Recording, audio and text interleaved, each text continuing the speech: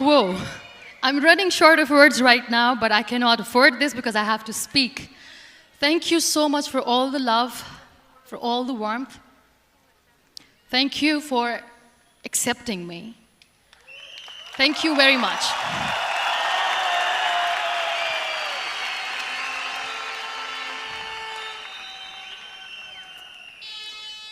Well, I always start my talk with a disclaimer.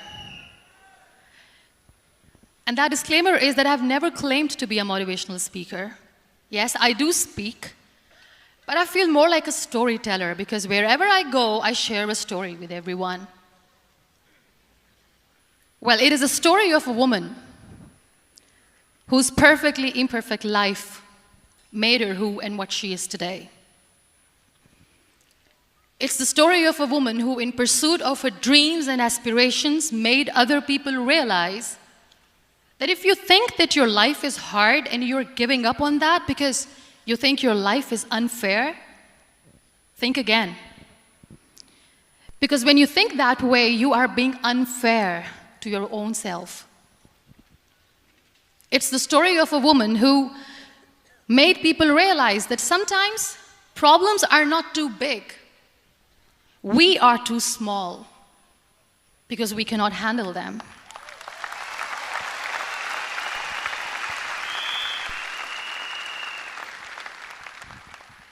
It is the story of a woman who with time realized that real happiness doesn't lie in success, money, fame.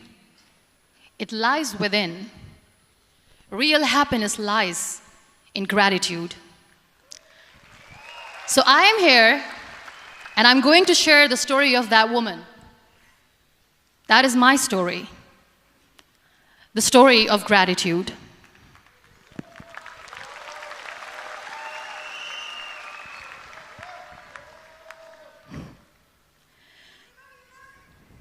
I love you too. I love you all. I believe in the power of words. Many people speak before they think. But I know the value of words. The words can make you, break you, they can heal your soul, they can damage you forever. So I always try to use the positive words in my life wherever I go. They call it adversity, I call it opportunity. They call it weakness, I call it strength. They call me disabled, I call myself differently abled. They see my disability. They see my disability, I see my ability. There are some incidents that happen in your life, and those incidents are so strong that they change your DNA. Those incidents or accidents are so strong that they break you physically. They deform your body, but they transform your soul.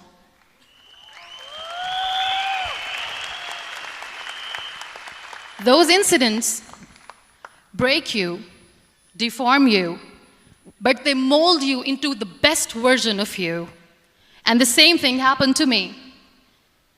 And I'm going to share what exactly happened to me. I was 18 years old when I got married. And this thing I'm sharing for the very first time on an international level. I was 18 years old when I got married. I belonged to a very conservative family, a Baloch family, where good daughters never say no to their parents. My father wanted me to get married. And all I said was, if that makes you happy, I'll say yes. And of course, it was never a happy marriage. Just about after 2 years of getting married, about 9 years ago, I met a car accident. Somehow my husband fell asleep and the car fell in the ditch. He managed to jump out, saved himself. I'm happy for him. But I stayed inside the car and I sustained a lot of injuries. The list is a bit long. Don't get scared. I'm perfectly fine now. Radius ulna of my right arm were fractured. The wrist was fractured. Shoulder bone and collarbone were fractured. My whole rib cage got fractured. And because of the rib cage injury, lungs and liver were badly injured. I couldn't breathe. I lost urinary bowel control. That's why I have to wear the bag wherever I go. But that injury that changed me and my life completely as a person and my perception towards living my life was the spine injury. 3 vertebrae of my backbone were completely crushed, and I got paralyzed for the rest of my life.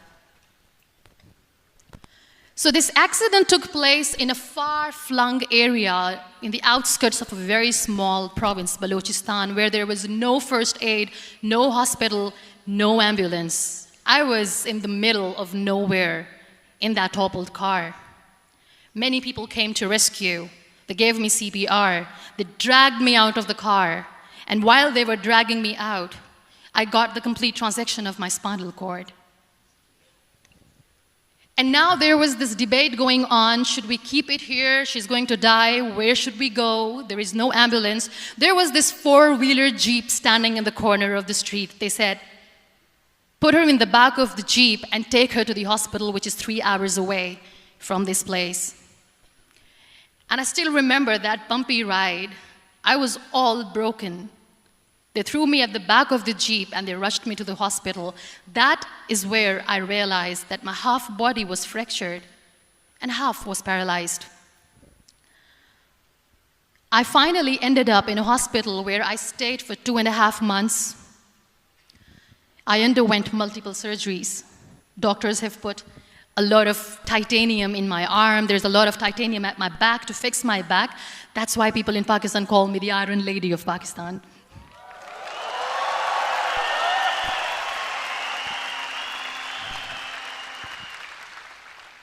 Sometimes I wonder how easy it is for me to describe all this all over again. And somebody has rightly said that when you share your story and it doesn't make you cry, that means you have healed.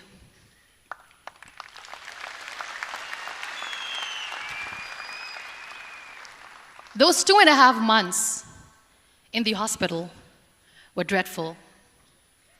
I will not make up stories just to inspire you. I was at the verge of despair. One day, doctor came to me and he said, well, I heard that you wanted to be an artist, but you ended up being a housewife. I have a bad news for you. You won't be able to paint again because your wrist and your arm are so deformed, you won't be able to hold a pen again. And I stayed quiet. Next day, doctor came to me and said, your spine injury is so bad, you won't be able to walk again. I took a deep breath and I said, it's all right. The very next day, doctor came to me and said, because of your spine injury and the fixation that you have in your back, you won't be able to give birth to a child again. That day, I was devastated. I still remember, I asked my mother, why me? And that is where I started to question my existence. Why am I even alive? What's the point of living? I cannot walk, I cannot paint, fine. I cannot be a mother. And we have this thing in our heads, being women, that we are incomplete without having children. I am going to be an incomplete woman for the rest of my life. What's the point? People are scared. They think I will get divorced. What is going to happen to me? Why me? Why am I alive? We all try to chase this tunnel. We all do this because we see light in the end of the tunnel, which keeps us going. My dear friends, in my situation, there was a tunnel that I had to roll on, but there was no light. And that is where I realized that the words have the power to heal the soul. My mother said to me, this too shall pass. God has a greater plan for you. I don't know what it is, but He surely has.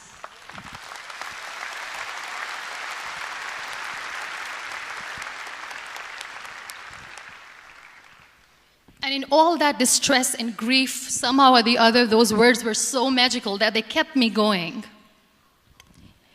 I was trying to put that smile on my face all the time, was hiding. It was so hard to hide the pain, which was there. But all I knew was that if I will give up, my mother and my brothers will give up too. I cannot see them crying with me.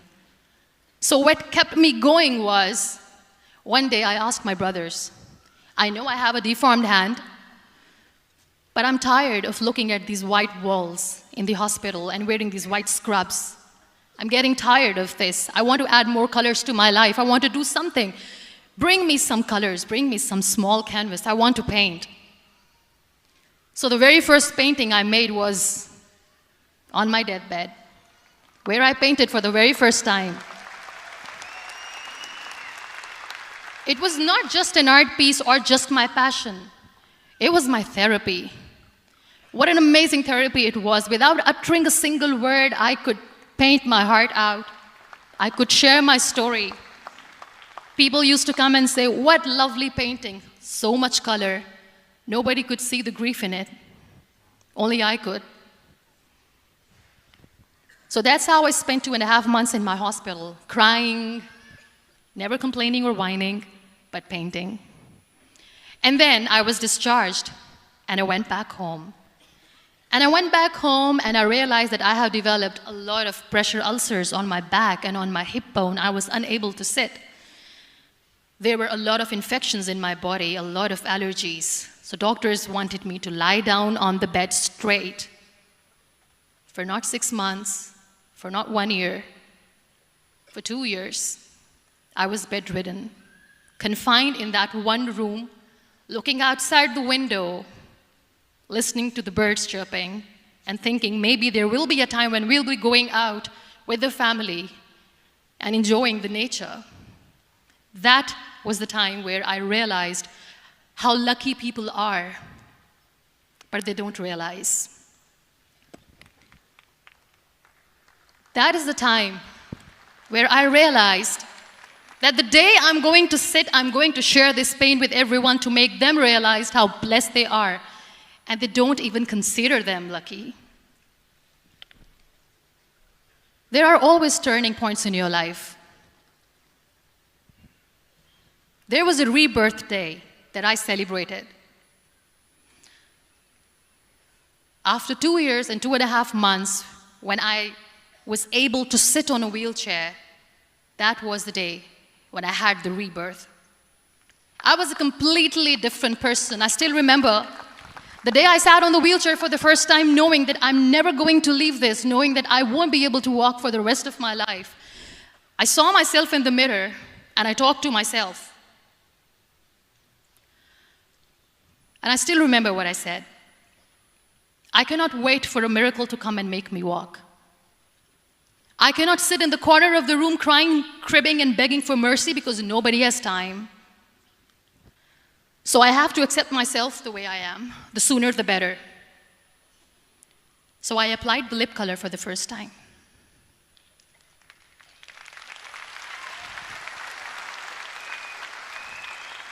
And I erased it. And I cried. And I said, what am I doing? A person on a wheelchair should not do this. What will people say? Clean it up. Put it again. This time I put it for myself. Because I wanted to feel perfect from within.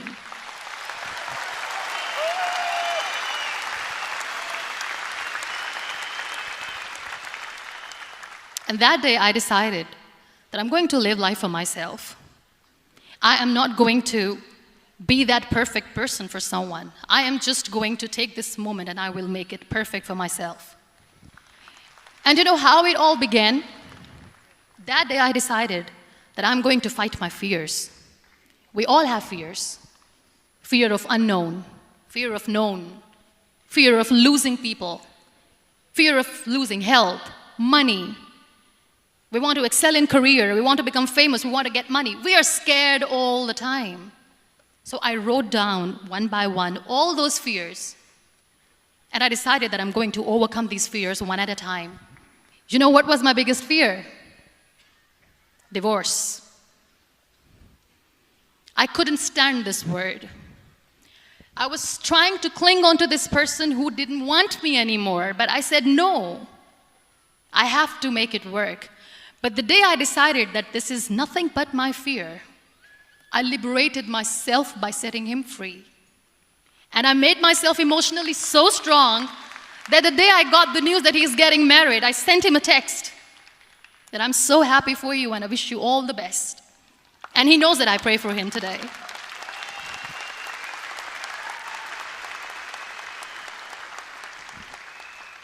My biggest fear, number 2, was I won't be able to be a mother again. And that was quite devastating for me. But then I realized there are so many children in the world, all they want is acceptance. So there is no point of crying, just go and adopt one. And that's what I did.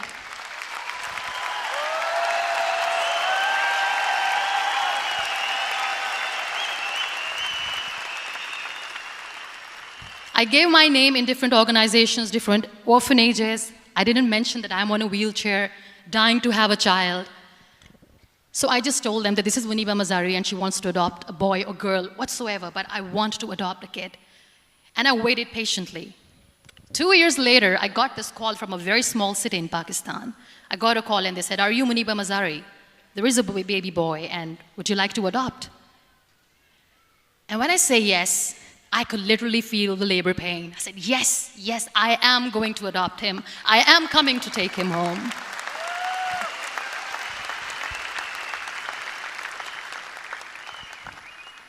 And when I reached there, the man was sitting and he was looking at me from head to toe. And in back of my head, I kept thinking that, oh my God, he is going to say she's on the wheelchair, she doesn't deserve it. How is she going to take care of him? And I looked at him and I said, "Do not judge me because I'm on the wheelchair." But you know what he said? He said, "I know you will be the best mother of this child. You both are lucky to have each other."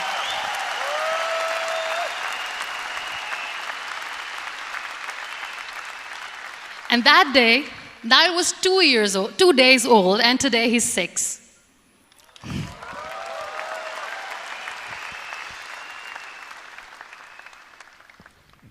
You'll be surprised to know another bigger fear that I had in me. It was facing people.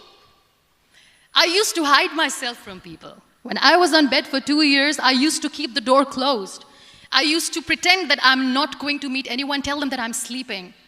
You know why? Because I couldn't stand that sympathy that they had for me. They used to treat me like a patient. When I used to smile, they used to look at me and say that, "You're smiling, are you okay?" I was tired of this question being asked, "Are you sick?" Well, a lady yesterday at the airport asked me, "Are you sick?" And I said, "Well, besides the spinal cord injury, I'm fine, I guess."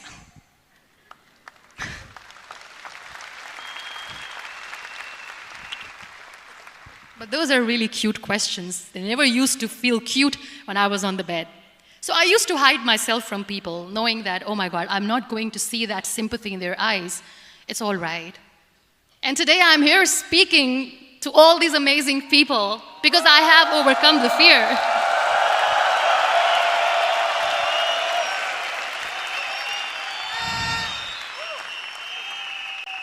You know, when you end up being on the wheelchair, what's the most painful thing?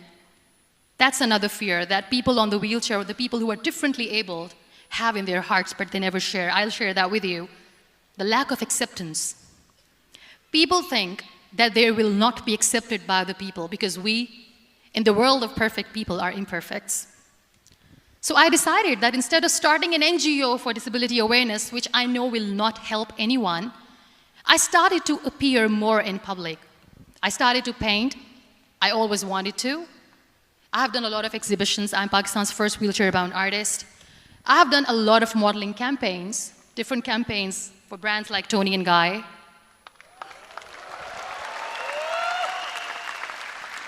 I have done some really funny, breaking the barriers kind of modeling. There was this one by the name Clown Town where I became a clown because I know that clowns have hearts too. And then I also decided that if I really want to make the difference, I am not going to let people use me for their polio campaigns where they will make you a victim and an emblem of misery and mercy and will say that, you know what, give polio drops to your children or they'll become like this girl. I decided that I'm going to join the national TV of Pakistan as an anchor person. And I've been doing a lot of shows for the last 3 years.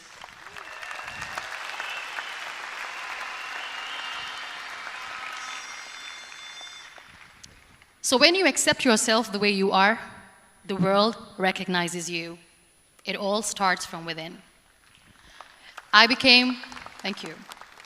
I became the National Goodwill Ambassador for UN Women Pakistan, and now I speak for the rights of women, children.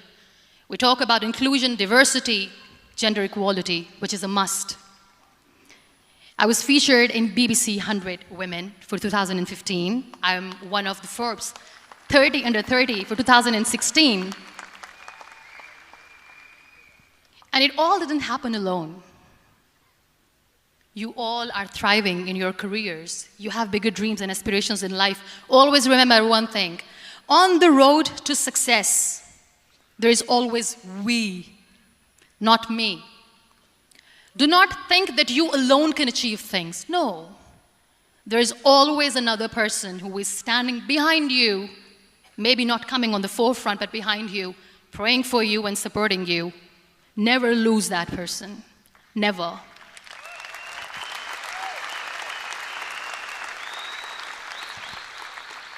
No matter how much I say that I couldn't find a hero, so I became one, I still want to recognize those 3 people in my life who literally changed my life completely, and I get inspiration from them every single day. Waleed Khan.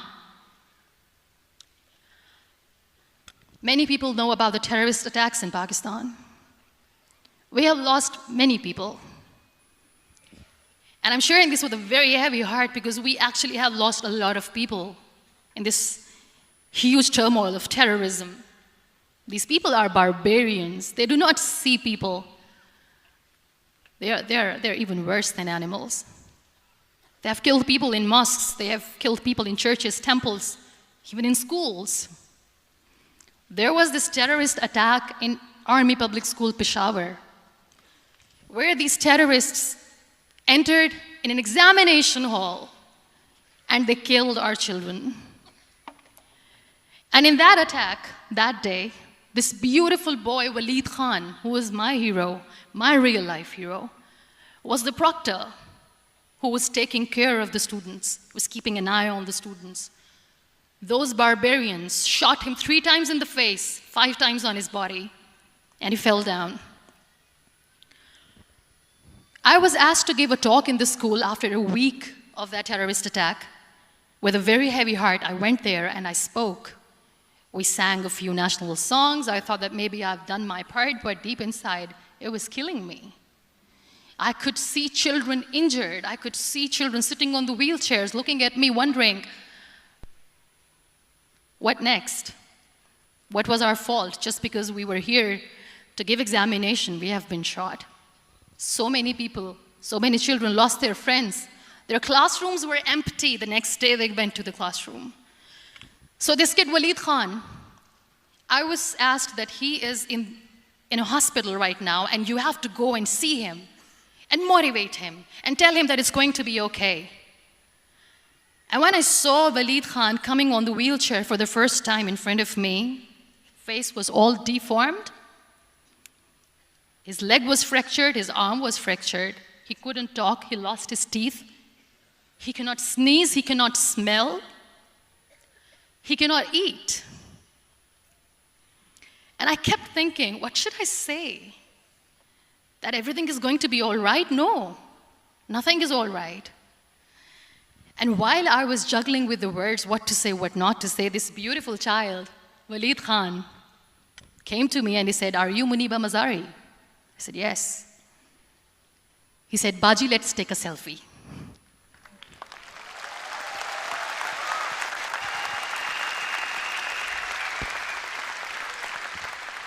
And with that beautiful, toothless smile of Waleed Khan, we took that beautiful selfie that I still have with me. I don't share that here because he was in a very bad shape that time. And that is where I realized that when I was thinking too much about his deformities, he's happy with himself. He doesn't even care. Because today he goes in the same school, and when somebody asks him that what happened to your face, why so many scars, you know what he says? "These scars are my medals and I wear them with pride."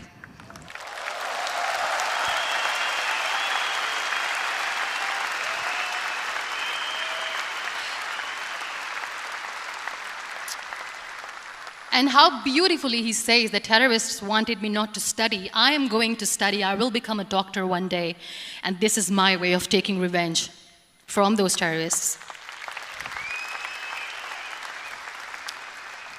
Another real-life hero, of course, my son. His name is Nile, N-I-L-E, River Nile. I learned so much from this kid. The first and foremost thing is patience. How to be patient when you know that your mother cannot walk, when you know that your mother is different from the other women, when you know that your mother cannot go out and play with you, how to stay calm. He loves football. And when we got the very first football, he was 4 years old. He was super excited. I still remember he came in the room and he said, "Mom, let's play football." And he kept the ball in my feet. And he said, "Let's kick it." And that day I felt disabled. I said, "I cannot kick the ball." And I was down with the same face. He looked at me and he said, "Well, that's all right. Your legs are not working, but your hands do. Let's play catch the ball."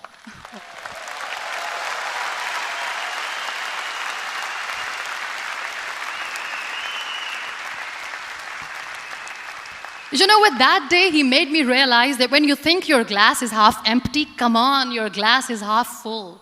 It's all in here and here. Last but not least, the woman who made me realize that heroes have no gender. The woman who believed in me even when I was completely at the verge of despair, where everybody left, she was there. And every time I looked at her, without saying anything, she used to look at me and said, "This too shall pass.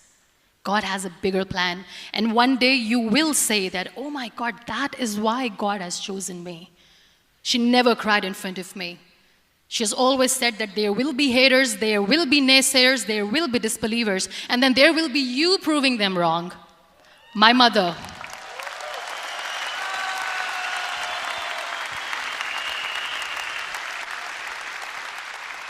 Whatever I am today, I'm nothing without her.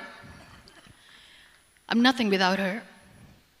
Thank you, Mama. I wish you were here. Thank you for making me who I am today.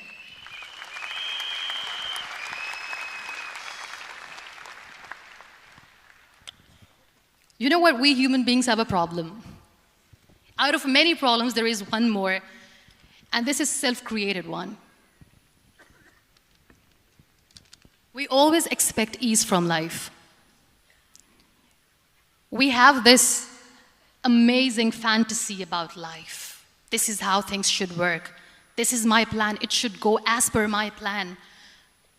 If that doesn't happen, we give up. So my dear friends, let me tell you one thing. I never wanted to be on the wheelchair. Never thought of being on the wheelchair. I was always aspiring to do bigger things, but had no idea that for that I have to pay the price to be where I am today. It's a very heavy price.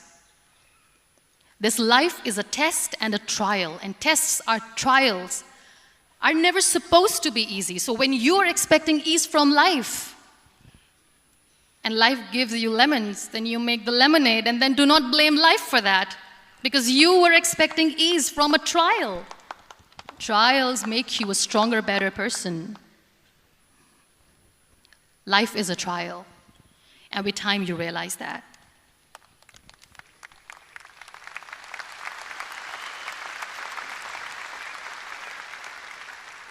It is okay to be scared. It is okay to cry. Everything is okay, but giving up should not be an option. They always say that failure is not an option. Failure should be an option, because when you fail, you get up, and then you fail, and then you get up, and that keeps you going. That's how humans are strong.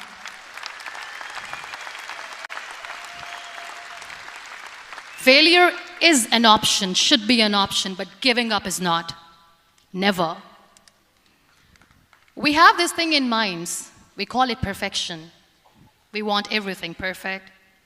We want ourselves to be perfect. There is this image in our head about everything. Perfect life, perfect relationships, perfect career, perfect amount of money that we need to earn no matter what. Nothing is perfect in this world. We all are perfectly imperfect, and that is perfectly all right. That's all right. We were sent here not to become the perfect people. Those people who tell you how to look perfect, even those people are imperfect. Trying to fight this fear of looking imperfect. I used to be perfect. I still remember. I got this compliment years ago when I used to walk. Oh my God, look at you. You're fair, you're tall, you're perfect. Look at me now. You're still perfect. Only the perfect eyes can see that. Only the perfect eyes will see that. Only the perfect eyes will see that. So yes, in all those imperfections, you have to listen to your heart. You don't have to look good for people. You don't have to be perfect just because other people want you to be perfect. If your soul is perfect from within, that's all right. This is all what you want. This is all what you need to be. Our society has made very weird kind of norms to look perfect and great. For men, it's different. For women, it's different. We think too much about what people say. We listen to ourselves too little. You know what makes you perfect? When you make someone smile. You know what makes you perfect? When you try to do something good for the people around you. You know what makes you perfect? When you feel someone's pain. And how beautiful pain is that it connects you with people. No other medium can connect you with others but pain. That's why I always say that I'm in pain, and that's a blessing in disguise for me. Today, just because I'm in pain and I'm on the wheelchair, I work for children. Being the head of CSR for a company, we conduct medical camps in far-flung areas of Pakistan where so many kids die because they don't have medical facilities. And I personally believe just because they cannot afford to live doesn't mean we'll let them die. So we give them money, we give them medical treatment, we try to heal their wounds, physical and emotional. And I also work for the beautiful people. We call them third gender, the transgender community of Pakistan. You know what connects me with them? All my imperfections. When I go and I hug them, they never judge me. And this very good friend of mine, her name is Bijli. Bijli means electricity. She calls herself electricity. And I said, are you electricity? She says, no, I'm lightning. I'm as strong as lightning. Because we have very bad power outage, so she doesn't want me to call her electricity. So she says, I am very strong. I'm thunder, I'm lightning. She came to me, and the first time I hugged her, she said, you are just like me. And I said, yes, I am like you. Because to people, we are so imperfect. So how beautiful these imperfections are, that because of these imperfections you can connect with people. Then why are we all running after being perfect? What's the point?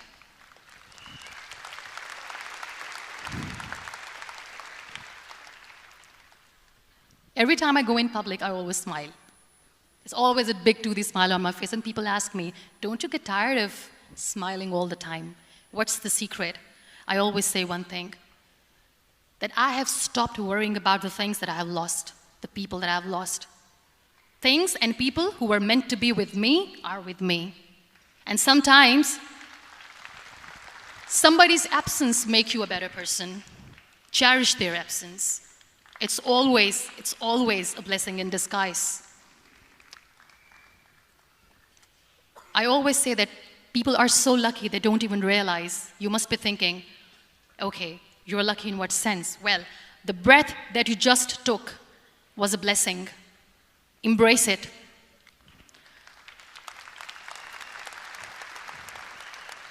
There are so many people in the world who are dreaming to live a life that you are living right now.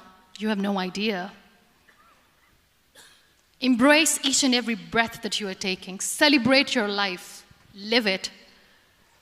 Don't die before your death. We all die.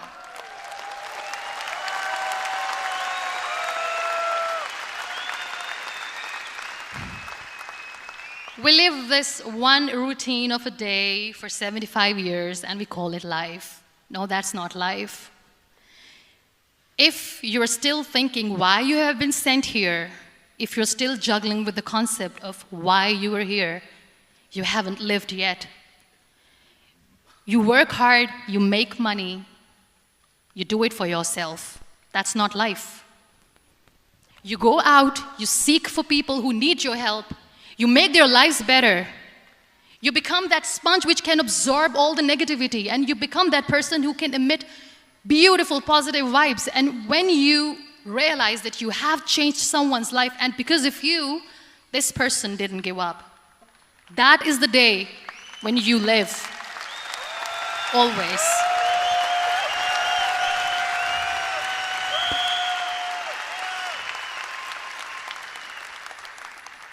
We were talking about gratitude, why I smile all the time. I cry all night when nobody sees me, because I'm a human and I have to keep the balance. And I smile all day because I know that if I will smile, I can make people smile. That keeps me going.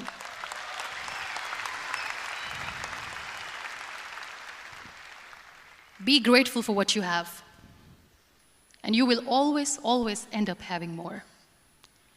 But if you'll cry and if you'll crib for the little things that you don't have or the things that you have lost, you will never ever have enough. Sometimes we are too busy thinking about the things that we don't have that we forget to cherish the blessings that we have.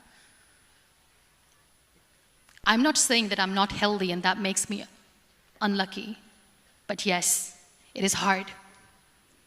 It is hard when I say that I cannot walk. It is hard to say when I wear this bag. It hurts. But I have to keep going, because never giving up is the way to live, always.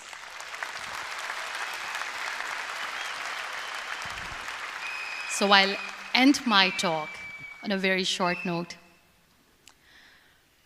Live your life fully. Accept yourself the way you are.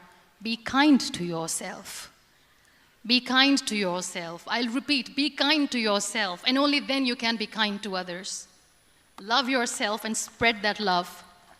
Life will be hard. There will be turmoils, there will be trials, but that will only make you stronger. Never give up.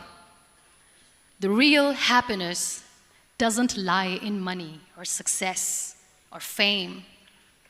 I have this all, I never wanted this. Real happiness lies in gratitude.